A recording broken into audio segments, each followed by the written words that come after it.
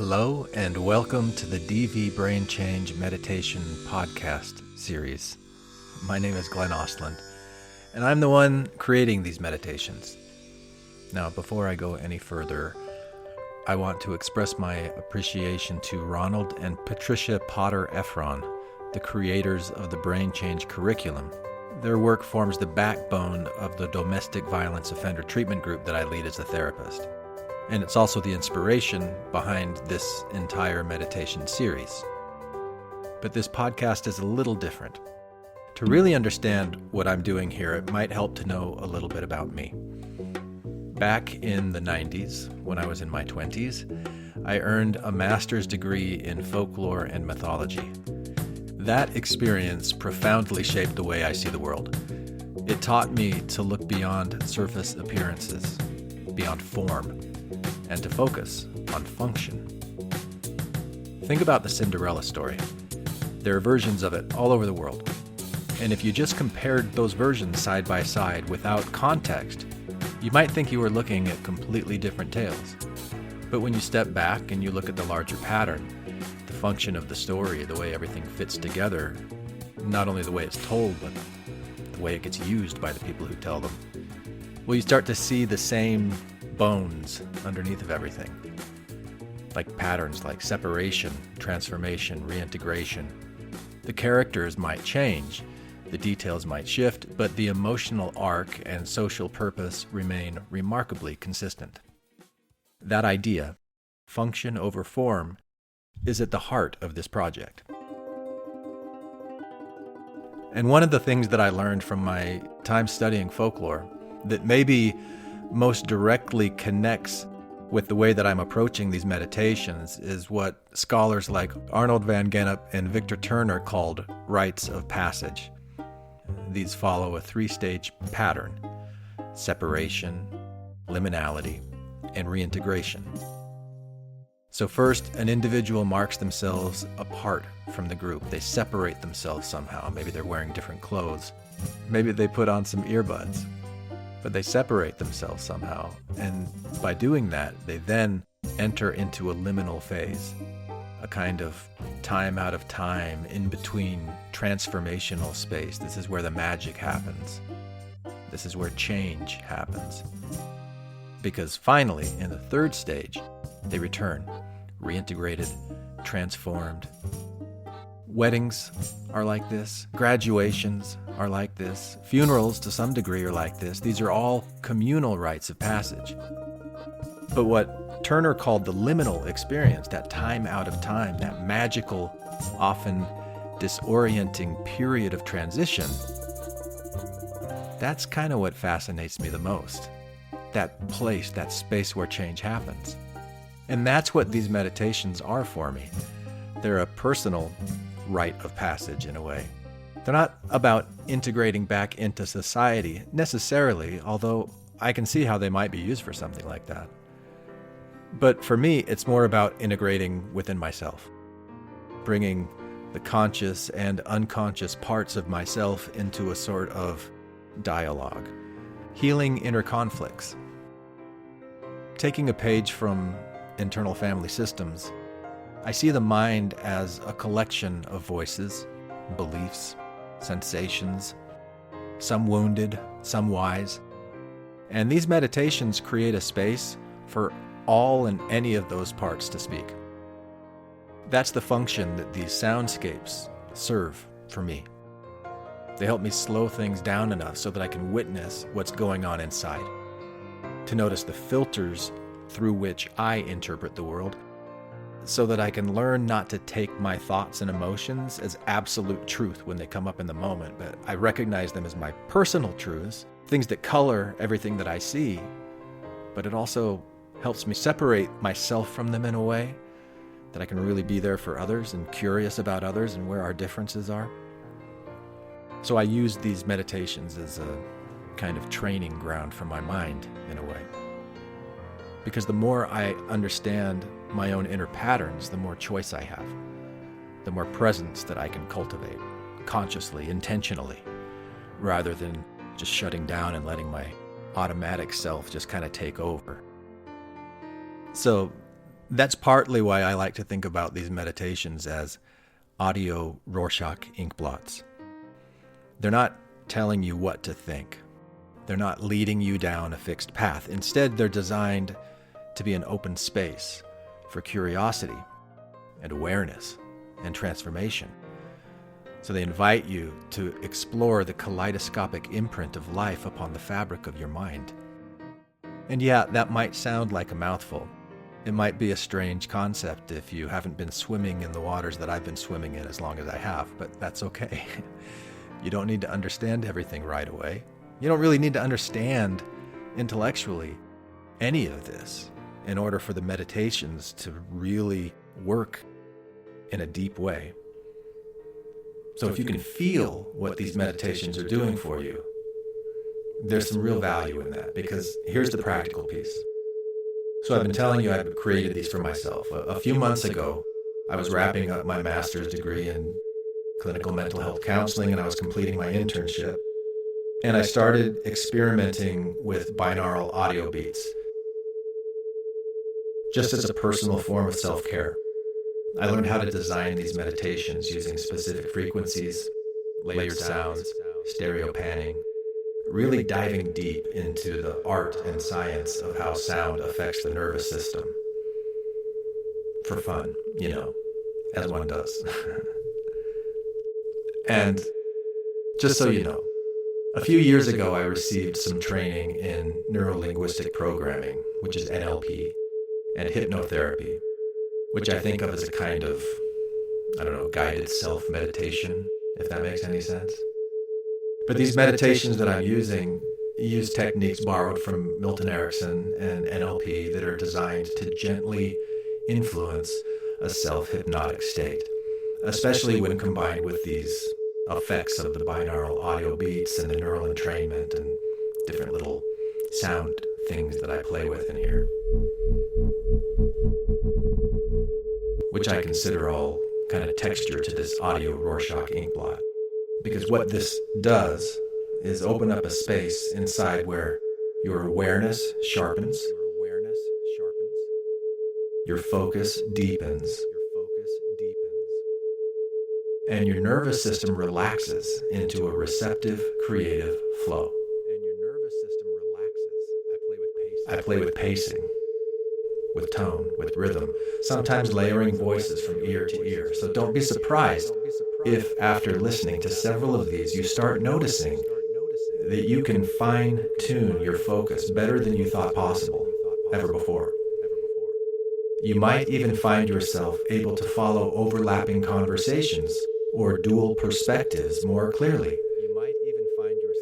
or feeling subtle shifts in how you understand things. It's something I like to call a kaleidoscope of sound, a living, layered experience of attention that invites transformation from the inside out. And also, I like the word kaleidoscope. So I started bringing these meditations into my domestic violence therapy groups. Now, each DV group session starts with a check-in. Everyone shares a little bit about what's going on in their lives. Then we all put in our headphones.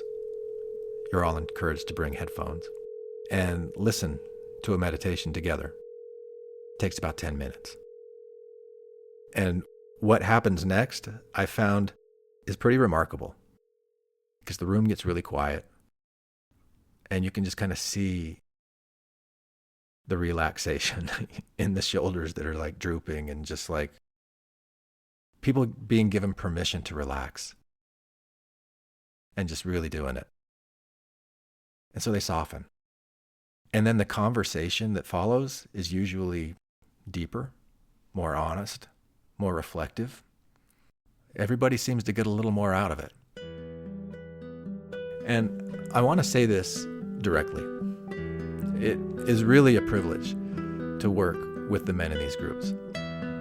It's a privilege to witness them open up, recognize shared patterns, and see themselves mirrored in the stories of the others. It's a privilege to hold space while they explore the experiences that shaped them. experiences that still echo through their thoughts, their emotions and behaviors. And it's profoundly moving to see them begin to recognize that the strength they've been taught their entire lives to pursue doesn't have to be force or dominance. It can be internal. It can be the strength of self-awareness and focus, the strength of honesty, the strength of responsibility and protection and restraint.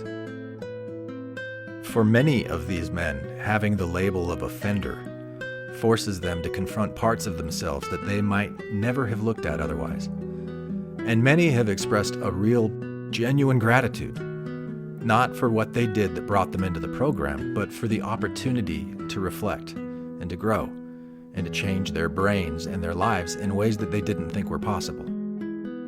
Having that experience that I've had with them, it's why I've created this podcast, to try somehow to amplify this experience, to share these through meditations, not just with my clients, but with anyone else who might stumble across them and feel drawn in. So there are 52 sessions in the Brain Change curriculum. Maybe I'll do 52 meditations for the series, one for each session, we'll see. But before we jump in, I want to give you just a little bit more background, especially about how binaural beats work and why they matter.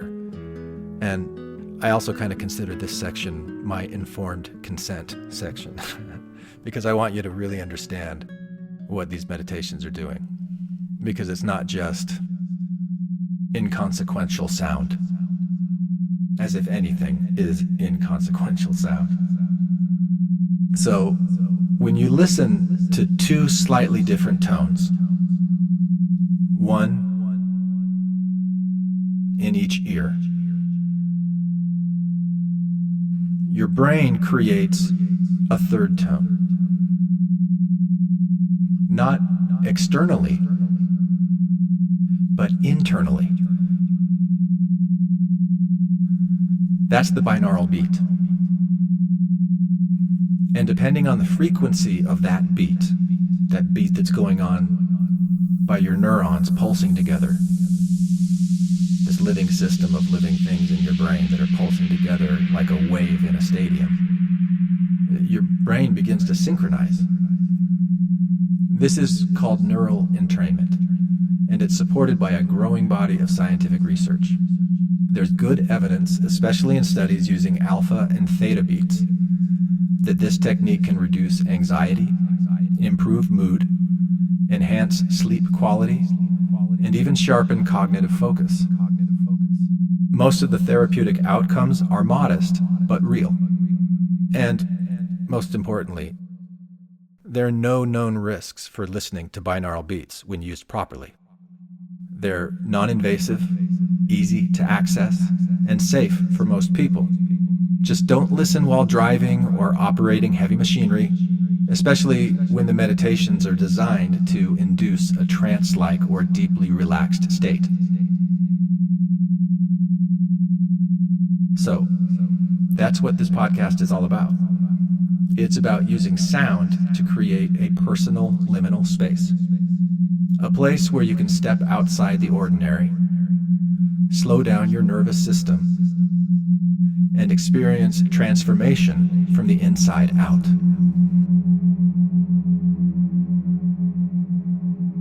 Each episode, moving forward, will mostly just be the meditation itself. But this one, the orientation, is for those who want to know where this all came from and why and how I'm doing it. So now, I invite you to experience it for yourself. And please remember, these are meditations using styles and techniques I created for myself because I found them effective for me. But not everyone's the same. I like goat cheese. Not everyone likes goat cheese. And if you're one of the guys in my DV group that does not like goat cheese, well, I'm sorry. You're going to have to sit through 10 minutes of goat cheese every class. But here's my promise to you right now. You don't have to eat it if you don't want to. These meditations are something that I'm offering for any of you to try who are interested in trying and really want to see if these can have this kind of transformative impact on you or not. Take a nap if you want to. It's designed for you to relax. And there are a lot worse things that you could be doing, right? Besides, however you really feel about this, that's where the real gold is. That's the true value. So don't hold back. Share how you feel. And now, put on your headphones, find a quiet space, let your breath settle in, and welcome to DV Brain Change Meditations, where we take 10 minutes to relax and reflect. Be sure to listen using earbuds or headphones to get the full benefits of the sounds that you're hearing right now. And maybe you'll enjoy thinking about these sounds going directly into your brain through your ears, working to relax you. Some people say that it feels like their brain is being gently stretched or massaged. All you need to do is sit and listen and breathe. Take deep breaths, whatever feels good to you.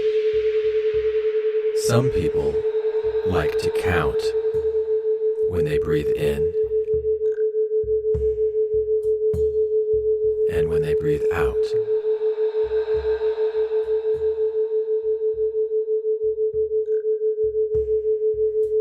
Shortly, I will share with you the topic we will be exploring today.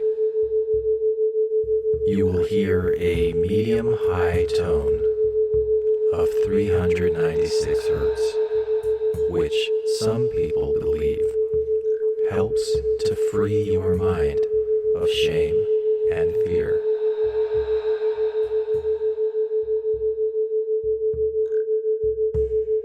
And you will feel the tone gradually getting lower, ending after 10 minutes at 174 Hertz, which some people associate with deep healing of your nervous system.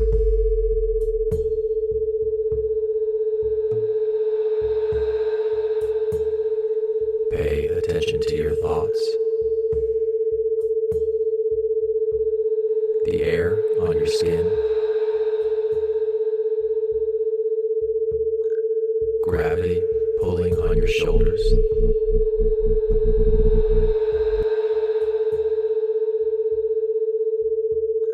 and the thoughts that rise up in your mind.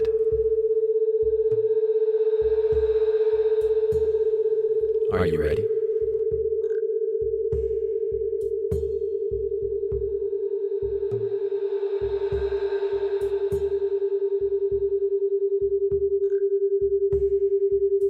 A trigger is not a command. It's a spark. And what happens next, reaction or response, is not destiny. It's choice. This space between impulse and action is where your power lives. To pause, to breathe, to notice, and to choose who you are becoming, not just repeat who you have been.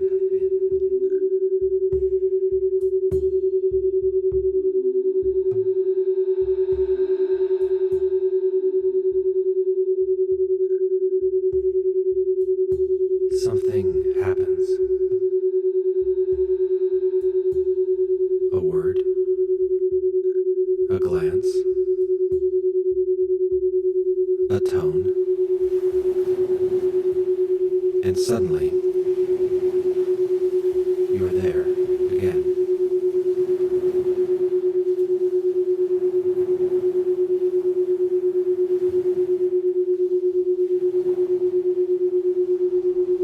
Heart racing,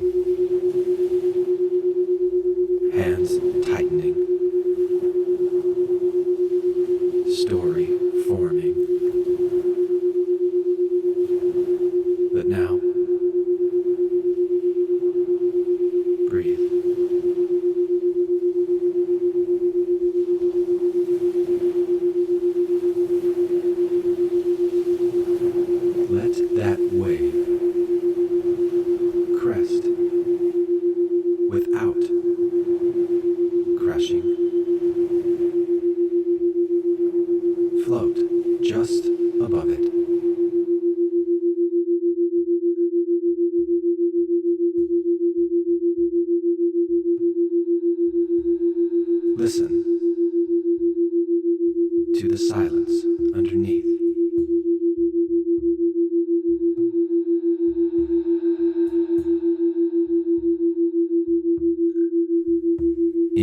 this quiet. Old patterns lose their grip.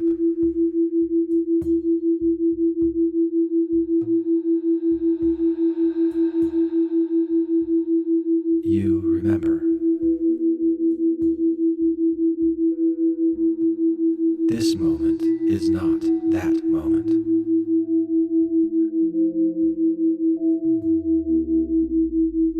This person is not your past.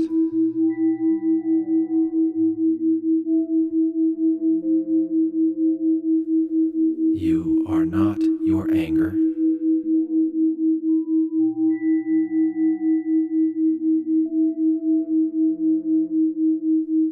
You are the awareness that sees the anger.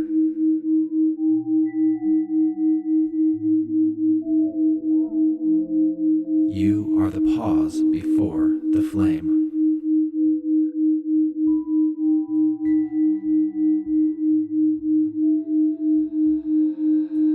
The space where the match hovers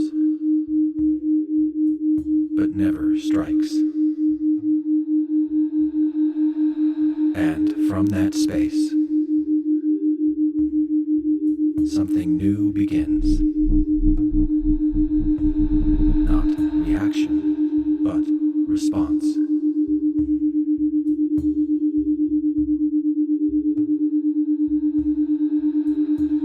Choice becomes freedom.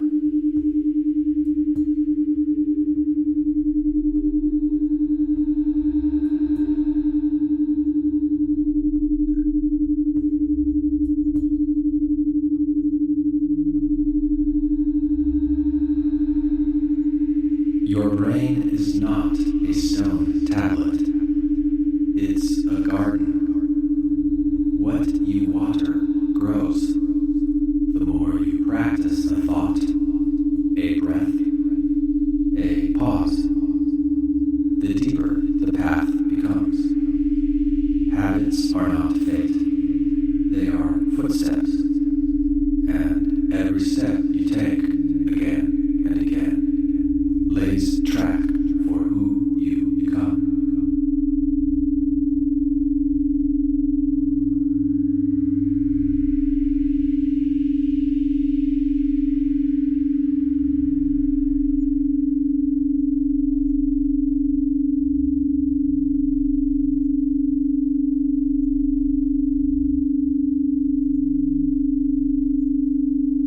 Imagine your mind as a forest.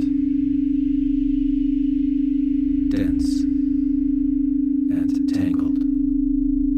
Imagine your mind as a forest. You've walked one trail so many times, it's become a trench.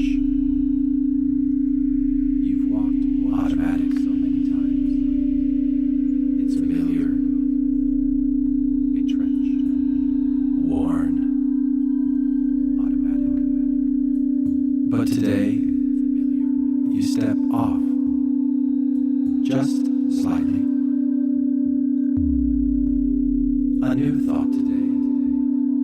You step off. A slower breath, just slightly. A soft word. A new thought. It's harder at first. Branches in your way.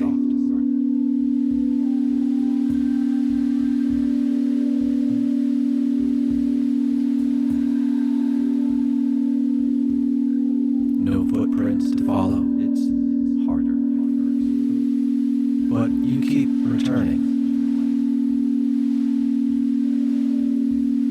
Step by step.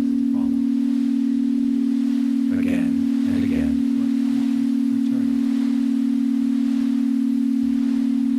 That new trail begins to open by step.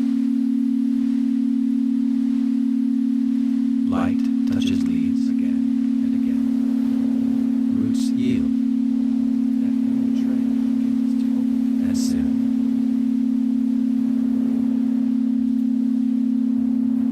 light touches. It's the path you take without thinking. Roots yield. The trench fades. The forest changes.